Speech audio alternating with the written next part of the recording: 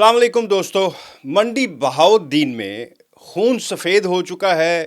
क्या कहा जाए कि लोग कहते हैं कि जी अच्छी खबरें नहीं देते। अच्छी खबरें लाएं कहाँ से जब इस तरह की खबरें हों कि 3 भाइयों को चचाजाद भाइयों ने कत्ल कर दिया, बाप ने बेटे को कर दिया, फलाने ने फलाने को कर दिया। अभी मैं एक खबर देख रहा था नवाब शाह से, और अभी खबर सुनी है मंडी बहाउद्दीन से, जहाँ पर बेटे ने, सगे बेटे ने, सौतेला बेटा नहीं है, कोई पाला पूला नहीं है, सगा बेटा है, और इकलौती औलाद थी, और बाप की उम्र 75 साल, माँ की उम्र 70 साल, और जवान बीवी थी 35 साल की।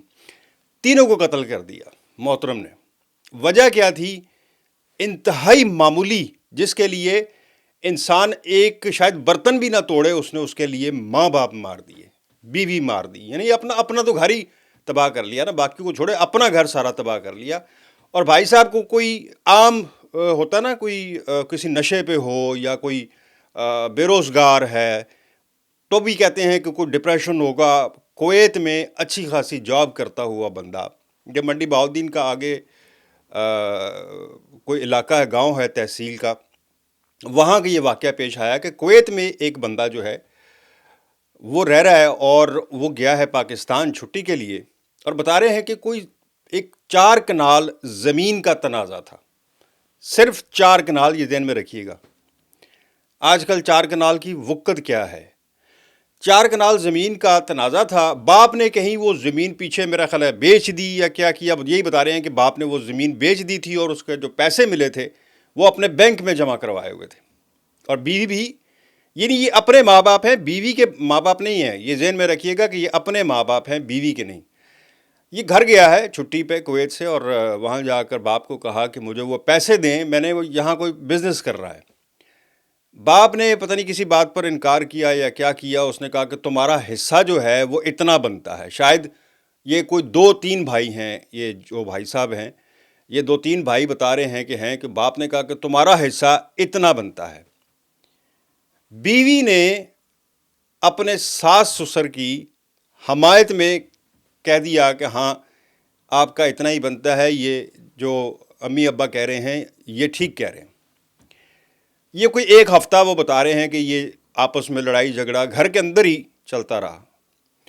गुज़श्ता रोज़ ये हुआ कि उसने, जब बाप ने मना किया कि भाई ये पैसे जेड़े बनते ने तेनू उही मिलने, तेनू इस तो ज़्यादा पैसे नहीं मिल सकते, तू जो मर्ज़ी कर लै।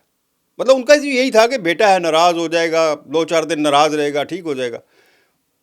पुत्र साहब जो हैं उन्होंने अंदर से जाके अलमारी से पिस्टल निकाली है अपनी, मौका पर गोलियां मारकर बाप को, 75 साल मोहम्मद हुसैन, 70 साला रसूला बीबी और 35 साला मारिया बीबी को वहीं के वहीं ढेर कर दिया। और ख़ुद दिलेर इतना है कि मौके से फ़रार। बहरहाल अब उसकी तलाश जारी है।